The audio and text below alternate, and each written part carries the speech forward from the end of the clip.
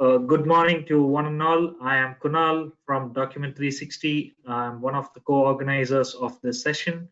We're all thrilled to have you all amongst us in this webinar. The topic for the day is importance of good API documentation. And we have with us our guest speaker, Shakir Hussain, who is the manager of product management at 𝐭𝐚𝐤𝐞𝐚𝐲𝐬. Shakir is a seasoned product management professional with over 15 years experience in the IT industry. He is currently leading the product management team at Document 360, which is a leading knowledge management platform for product documentation. With over 8 years of experience in product management, Shakir has a proven track record of building successful products that meet the needs of customers and drive business growth. Thank you very much, Kunal, for that introduction. Hi, everyone. I hope you are doing well. So we are here to discuss about the importance of good API documentation. So Kunal, are you able to view my screen? Yes, I can. You can put it on presentation mode, the PowerPoint. Okay, sure. Hi everyone. Today we are here to discuss about the importance of good API documentation, right? So when we think about the good API documentation, the first thing what we understand is how specific communication happens, right? So for example, when we post a particular photo in Facebook or when we in an Instagram, there will be a set of APIs takes place, and it helps the user to accomplished what they're actually expecting to do. Likewise, since 2005, there was a huge rise in the API development, and there was numerous researchers says that in 2021 there was developers were able to send 1.13 billion of API requests using Postman. Postman is one of the API management provider who has actually released this particular update. At the same time, in 2022, the Postman survey says that 51% of respondents have shared their, the ideas in terms of APIs. At the same time, they have actually mentioned that their organizations was actually investing more on the API developments. Right? We understand with this digital era, we understand how important the API documentation is. How in that particular aspect, it is always required that how an API documentation needs to be. Without a proper API documentation, developers may not be able to consume and develop a wonderful solutions in the market, right? So, so today in this presentation, we will be able to discuss about what API documentation means and highlight the challenges, what is there in managing the APIs, and discuss why the API documentation is crucial for a product development, and provide insights on how to create a better API documentation which can be beneficial for the developer and the businesses there in the market, right? So to start with, what is API documentation? So API documentation is basically a set of instructions where it will be presented to in a particular format where the developers can actually use that particular API documentation to read exactly what is mentioned in there, what kind of parameters we need to provide to authenticate or authorize the API documentation, what would be the different data structures which is mentioned in the documentation, and as well as the examples how to use a specific API documentation in the code. And the next other purpose of API documentation is to make the developers consume in a much effective way. All right, what happens is when if the API documentation is not clear and concise, the time of onboarding is increases. Based on that, it becomes a difficult task for the developers to develop something with that particular product. Right, without proper API documentation, developers may struggle to use API effectively. It leads to frustration and it increases the support costs, where the developers have to reach out to the support team to understand what exactly this particular parameter is referring for. A lot of kind of mess up happens, and they might not be able to troubleshoot if the API documentation is not in the correct format or structure. So that is why API documentation is all about. It is a set of instructions which is be provided to the to the audience in a much presentable format, which will be a structured way where it will have each and every details. By going through the details, it should enable the developers or the architects to consume that API in a much better way. So moving on to the next slide, before getting on to the best practices of API documentation, it is always good to understand what would be the different challenges. What are the different challenges there in API documentation, maintaining the API documentation, or what is the existing current challenges there in the API documentation. So the first thing is about the complexity, right? When we build something, when we build a particular software product, and if we wanted to share that information to the developer without a proper consistent structure, that might not be able to that details or that particular details what we present to the developers, they might not be able to read it in an approximate manner, and that leads to the complexity.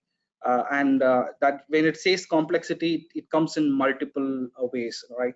So it can be it is taking increases the development time, and the developers may not be able to get appropriate support, where it leads the development time and outdated or incomplete information. So when you say outdated or incomplete information, when a particular product is made available in the market, and if they are focused more on the third-party integrations as such, and at the same time, the product management team and the development, the engineering team may continuously, bring improvements into that specific products.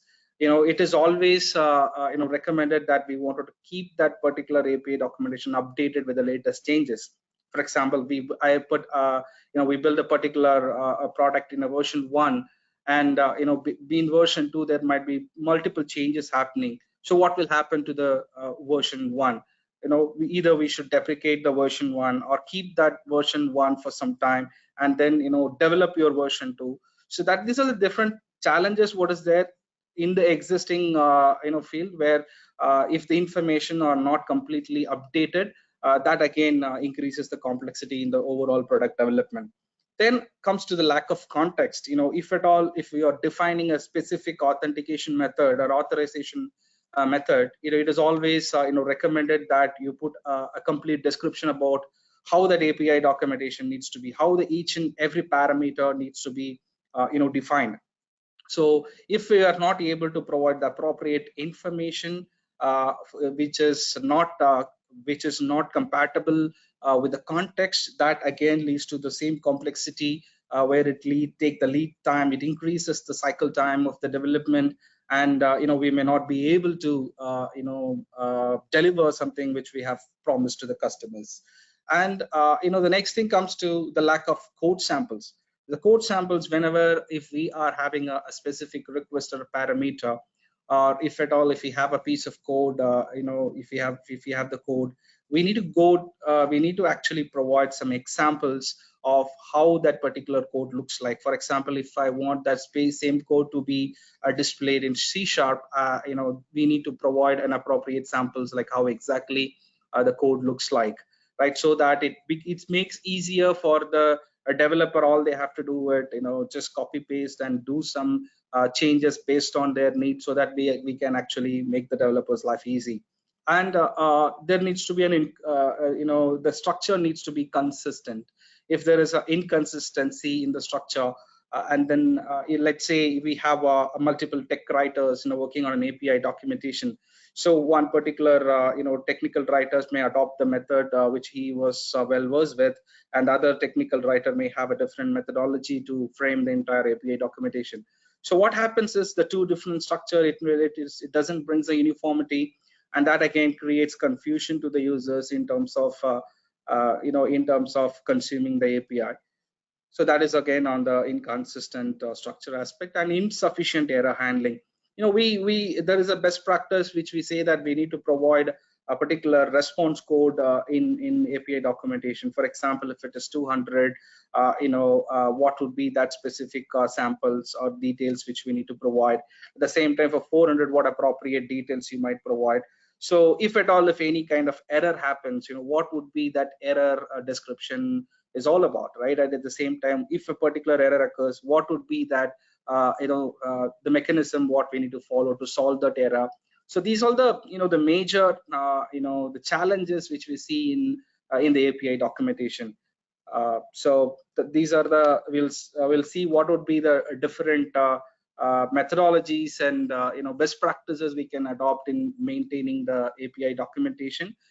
Before that, we'll see why exactly the API documentation is important. So API documentation, becomes a crucial part in terms of development softwares, because right now, if at all, if you want to integrate your product with any of the third-party solution, or if you wanted to integrate your product and place in a marketplace, the API, plays a very crucial role. So which means that, we have to be ahead to see how your end customer consumers or your partners, how they can actually consume the API in a much better manner. And with API documentation, we always will be able to provide a much clarity on the API usage, how exactly they wanted to consume, what kind of authentication authorization method they have to use, all the different functionalities that was available in the product, how exactly they can utilize those functionalities. These kind of details can be furnished in the API documentation. And the lack of documentation, if there is no appropriate documentation is not provided, what happens is, that will cause a lot of integration issues. So if that integration issues happens, what happens is, that particular developer need to reach out the support team, wait for the support team to respond. So that actually increases the overall development time. And if at all, if any error comes, that again causes multiple delays, and it may affect the overall deliverable of that particular developer.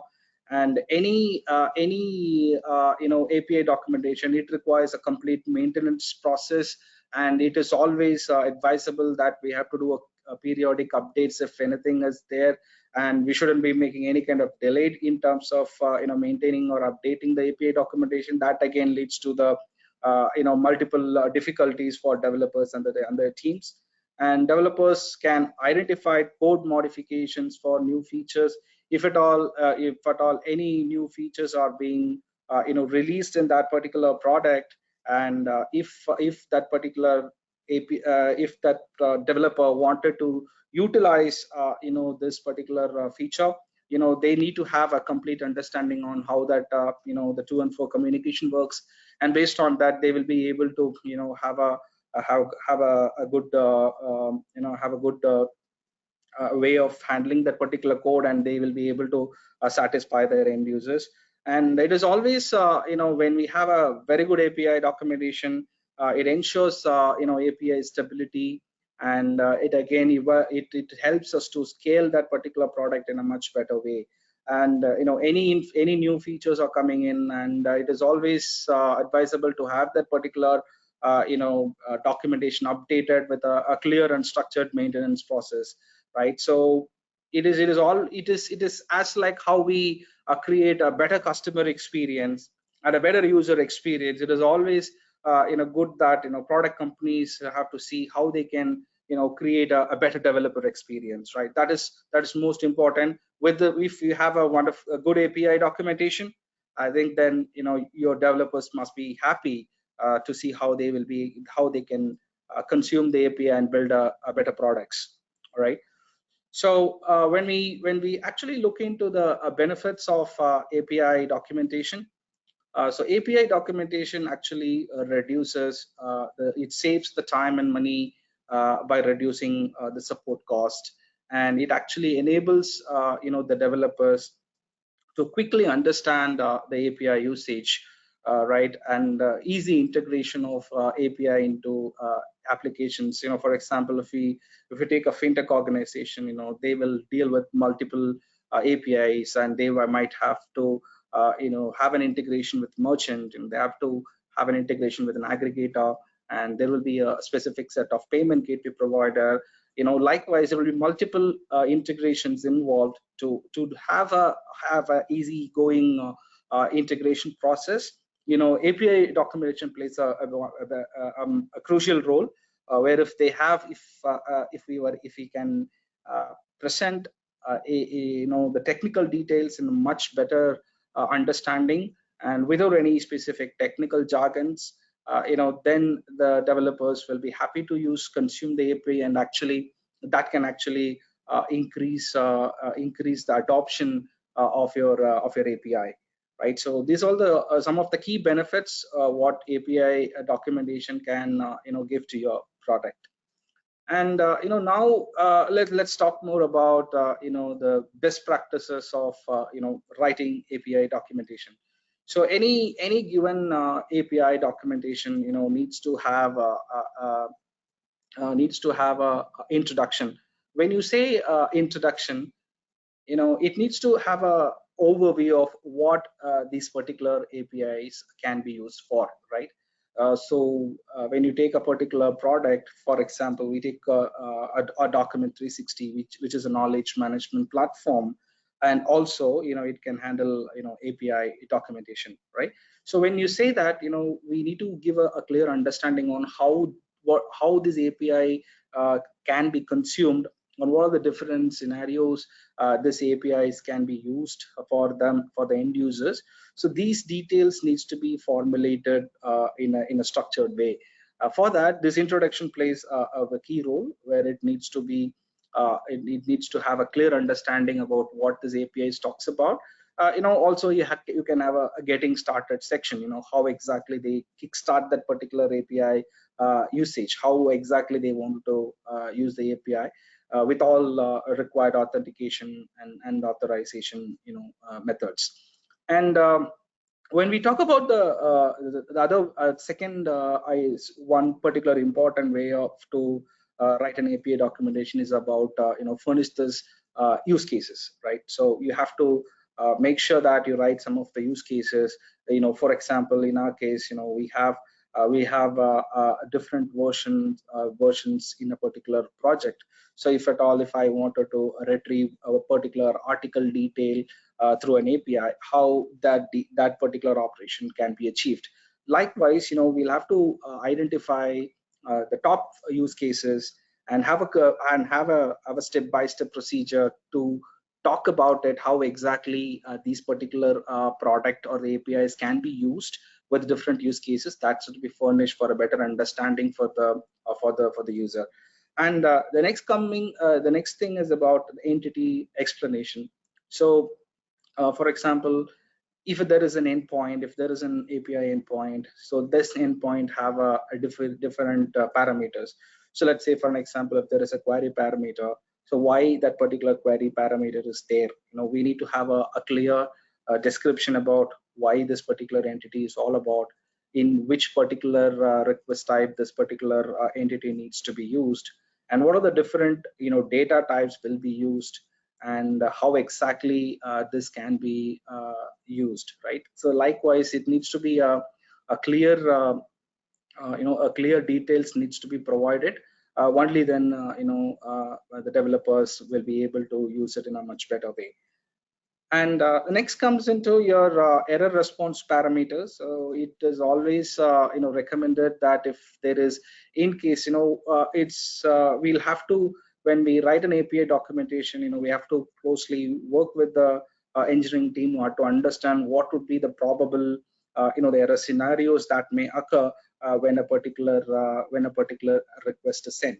So in that case, we have to anticipate the list of errors and what would be the probable solutions what we need to provide.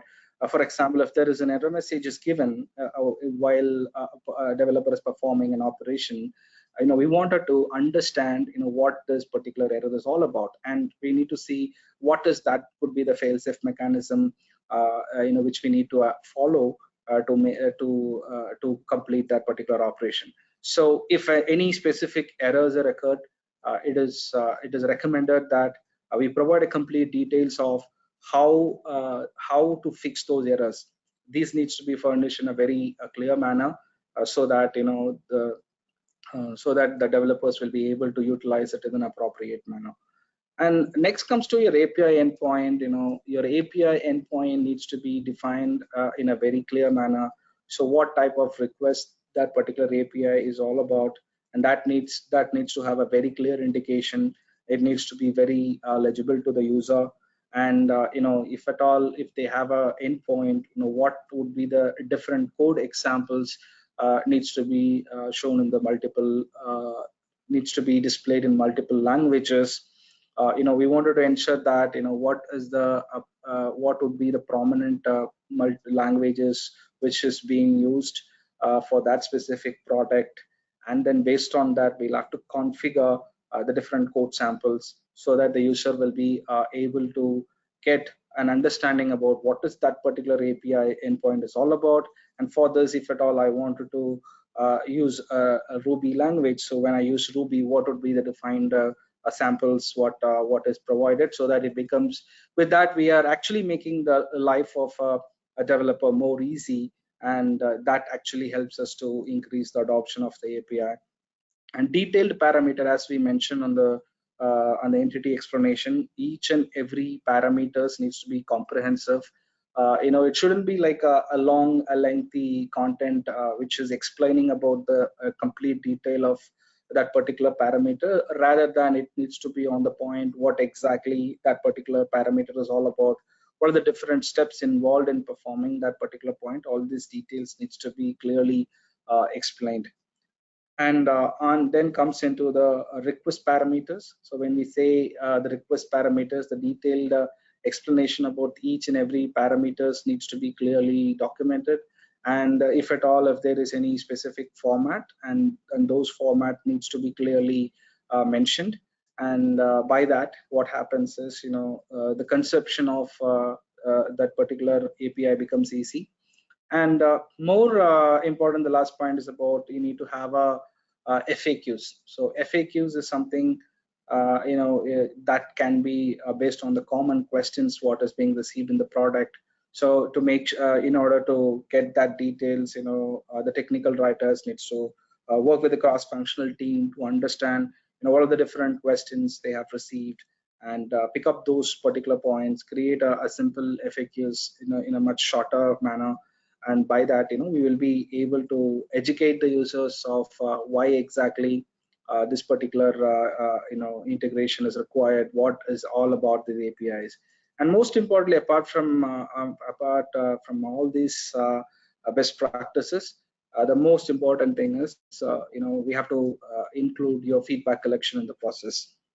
So if there is an API documentation which has been released, there needs to be a continuous follow-up in terms of gathering the feedback, whether what the users are thinking about this particular API endpoints. For example, if there is an article aligned with that particular API documentation, what exactly they feel, were they able to get the required details from that particular API. So all these details needs to be captured, and there needs to be a complete a feedback loop, make sure that we are getting the right set of feedback, and we are addressing at the right point and getting back to the users and telling them that your feedback are addressed. Only then we'll be able to improvise our API documentation. So these are the high level best practices which is recommended to make your API documentation better. So now now let's quickly get into the demo of our API documentation feature in Document 360. So to give you a quick introduction, API, we actually released a particular feature called API documentation. So we don't want our users to spend a lot of time in writing an API documentation. It's a time-consuming job, and it is a very tedious job to maintain a clear structure, and maintaining the documentation is a really tedious job. So in order to make their life easy, we have automated certain aspects of creating an API documentation very few minutes. And once that particular API documentation is created, they can actually do some minor touch-ups to ensure that they are adding more description to the parameters, so that it becomes easier for them to maintain the documentation much better way. So now let me just quickly get onto the demo of API documentation.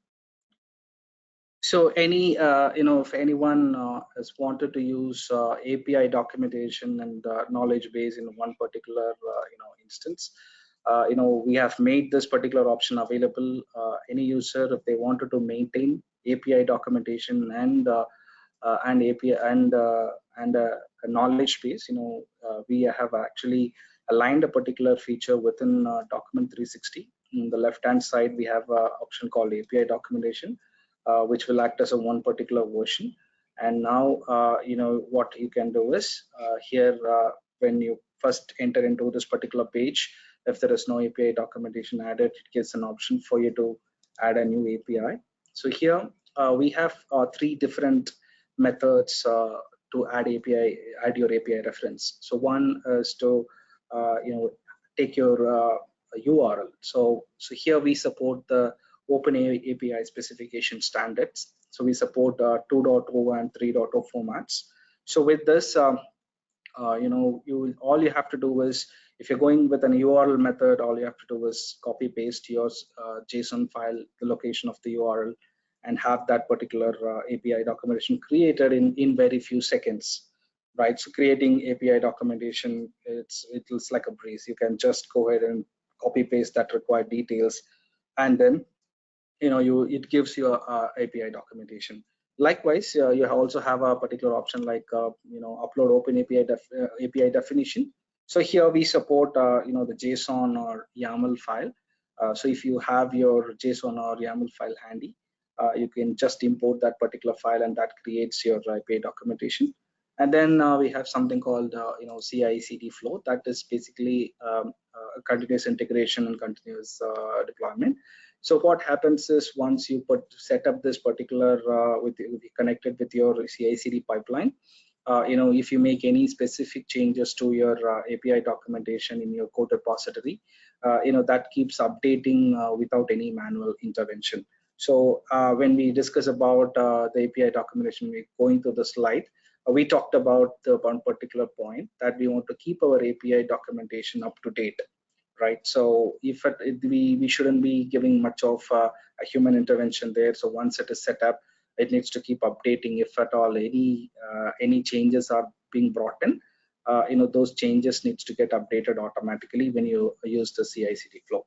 So let's quickly use this URL method. So for this particular demo purpose, we're going to use our own customer API. That's a public API for API documentation. So I'll just pick up the URL from there and get you the URL here.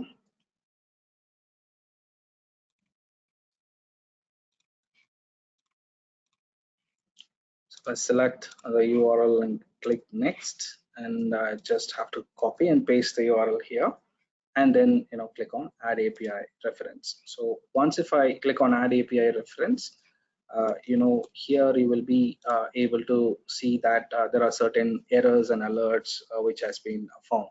So basically, when you see these errors and alerts, we have a set of the standards. The OAS file is the standard which we use, and that there are multiple parameters required so that we want to educate the user. There are opportunity for you to improvise your API documentation. By going through certain errors, we'll be able to see what is the declared path parameter, what exactly you need to change. So all these details can be exported in a file. So if at all a team they wanted to improvise their API documentation, they can actually use this particular inputs to improvise their API documentation, and then click on add API reference. So once we click on add API reference, all these particular files has been added here. So there were almost 9 different categories and 86 articles have been added here. So this is what the automation process which we were talking about. So if at all, if you want to define each and every endpoint, that takes a humongous amount of time. But here we were able to create your API documentation in very few seconds with the help of the URL, right? Similarly, all the created all API documentation, this different parameters and endpoints, everything will be shown here in multiple different categories. So let's say if I wanted to expand one particular category, so this is for a particular article. So here you will be able to see, what are the different security method needs to be used, what are the different path parameters, and what could be the different responses. What if at all, if it is success, what would be going to be that different parameters, object, array of objects, all these details will be shown here. At the same time, if it is going to be an error, what exactly they need to do, what are the different errors, and what more details on that specific area are shown here. So here again, if you choose any of this given API endpoint article, if you wanted to go through the information, this is how you'll be able to view that. Similarly, if you wanted to, edit your just a minute.